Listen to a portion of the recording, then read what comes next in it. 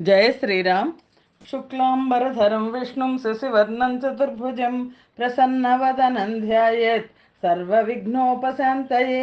रामाय रामभद्राय रामचन्द्राय वेधसे रघुनाथाय नाथाय सीतायाः पतये नमः। వాల్మీకి రామాయణం శ్రీ పుల్లల శ్రీరామచంద్రుడు గారు తెనుగు చేసినది అరణ్యకాండం 5వ సర్గలో ఉన్నాం. 2, 3, 4 సర్గల్లో శ్రీరామచంద్రుడు విరాధుని వధించడం కనిపిస్తుంది. 5వ సర్గం సీతారామ లక్ష్మణులు శరభంగమునితో సంభాషించుట ఈ సర్గలో కనిపిస్తుంది. పరాక్రమశాలి అయిన శ్రీరాముడు భయంకరమైన బలము గల రాక్షసుడైన ఆ విరాధుణ్ణి వనములో సంహరించి సీతను కౌగలించుకొని ఓదార్చి సోదరుడైన లక్ష్మణునితో ఇట్లనెను: ఓ లక్ష్మణ, ఈ దుర్గమారణ్యము చాలా కష్టములకు నిలయమై ఉన్నది. మనము వనవాసమునకు అలవాటు పడిన వాళ్ళము కాము. శరభంగ మహర్షి దగ్గరకు తీవ్రముగా శీఘ్రముగా వెళ్ళదము. శ్రీరాముడు శరభంగముని ఆశ్రమమును చేరి అసట దేవతల వంటి ప్రభావము కలవాడు, తపస్సు చేత పరిశుద్ధమైన మనస్సు కలవాడు అయిన ఆ శరభంగుని సమీపమున ఒక గొప్ప ఆశ్చర్యకరమైన విషయమును చూచెను. అక్కడ త్రిలోకాధిపతి అయిన దేవేంద్రుని చూచెను.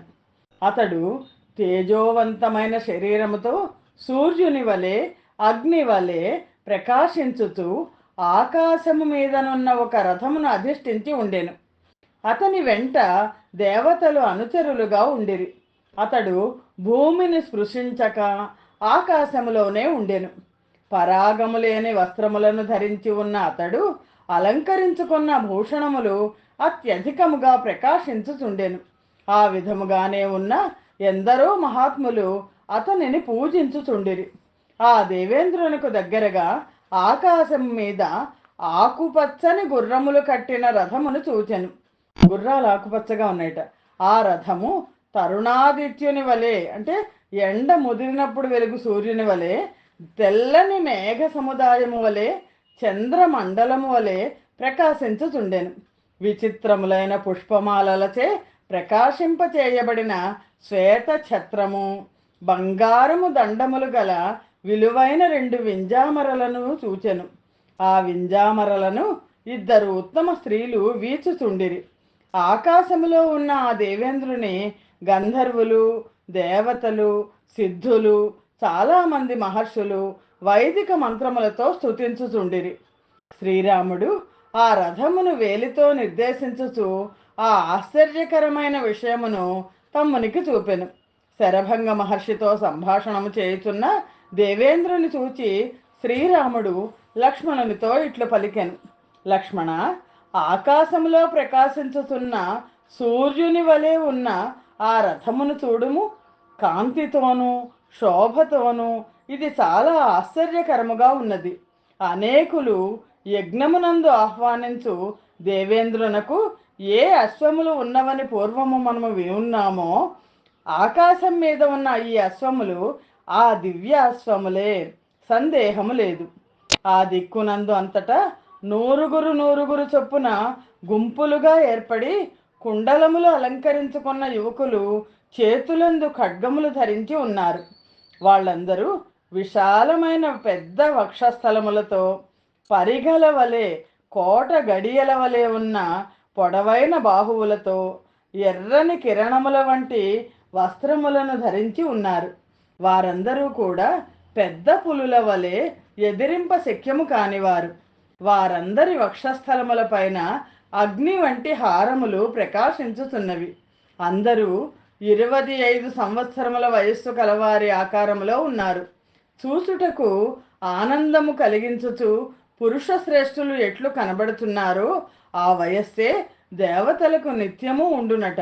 రథములో ఉన్న కాంతిమంతుడు ఎవరో స్పష్టముగా తెలుసుకొని వచ్చేదను. నీవు సీతతో కూడా ఇక్కడనే క్షణకాలము ఉండుము. శ్రీరాముడు ఇట్లు లక్ష్మణునితో పలికి శరభంగ ఆశ్రమము వైపు వెళ్ళెను. శ్రీరాముడు అటువైపు వచ్చుతున్నట్లు చూచి దేవేంద్రుడు శరభంగముని అనుజ్ఞ గైకొని పక్కనున్న దేవతలతో ఇట్లు పలికెను: శ్రీరాముడు ఇటువైపే వచ్చుతున్నాడు. అతడు నాతో మాటలాడుటకు పూర్వము అతనికి కార్యసిద్ధి కలుగునట్లు చేయుడు. అతని కార్యము పూర్తి అయ్యే వరకు నేను అతనితో సంభాషించను. పిమ్మటనే అతడు నన్ను చూడవలెను. అతడు జయము సంపాదించి కృతార్థుడైన పిమ్మట అచిర కాలములో అతనిని చూడగలను. ఇతరులెవ్వరూ చేయజాలని కార్యము అతడు చేయవలసి ఉన్నది. అంటే రావణ వధ గురించి దేవేంద్రుడు మాట్లాడుతున్నాడు.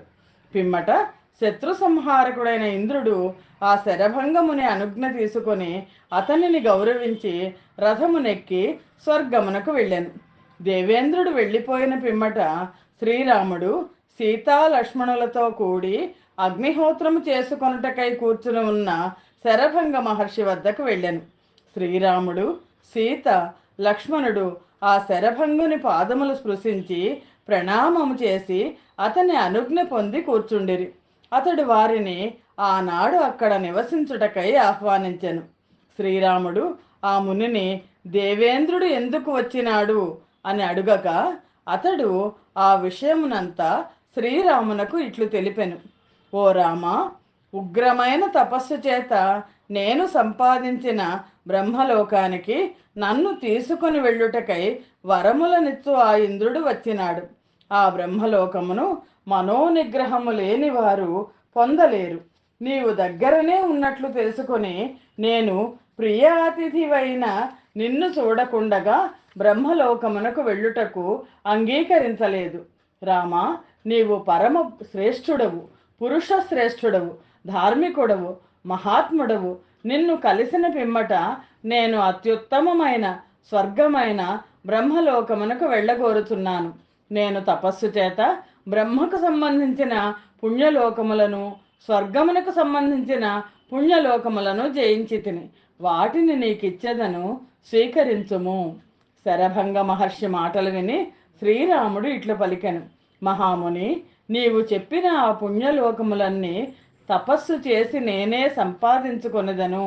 ప్రస్తుతము నీవు నాకు ఈ అరణ్యములో ఏదైనా నివాసయోగ్యమైన ప్రదేశమును చూపించుము, అది చాలును. శ్రీరాముని మాటలు విని మహాబుద్ధిశాలి అయిన శరభంగముని మరలా ఇట్లు పలికెను. శ్రీరామ, ఈ అరణ్యమునందే గొప్ప తేజస్సు కలవాడు, ధార్మికుడు, నియమవంతుడు అయిన సుతీక్ష్ణుడు అనే ముని నివసించుతున్నాడు. అతడు నీకు శ్రేయస్సు కలుగు ఉపాయము చెప్పగలడు. అతడు పవిత్రమైన ప్రదేశములో నివసించుతున్నాడు. నీవు ఆ మహర్షి వద్దకు వెళ్ళుము. అతడు నీకు అందమైన వన్య ప్రదేశమునందు నివాసమును ఏర్పరచును.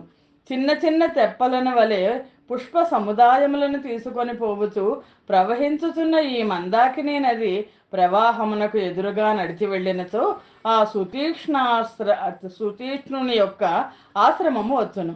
సుతీక్ష్ణ మహర్షి ఆశ్రమమునకు వెళ్ళే మార్గము ఇదే. తండ్రి, అంతకుముందు ఒక్క ముహూర్త కాలము ఆగి నన్ను చూడుము. పాము కుబుసమును విడిచినట్లు నేను ఈ శరీరమును విడిచివేయుచున్నాను.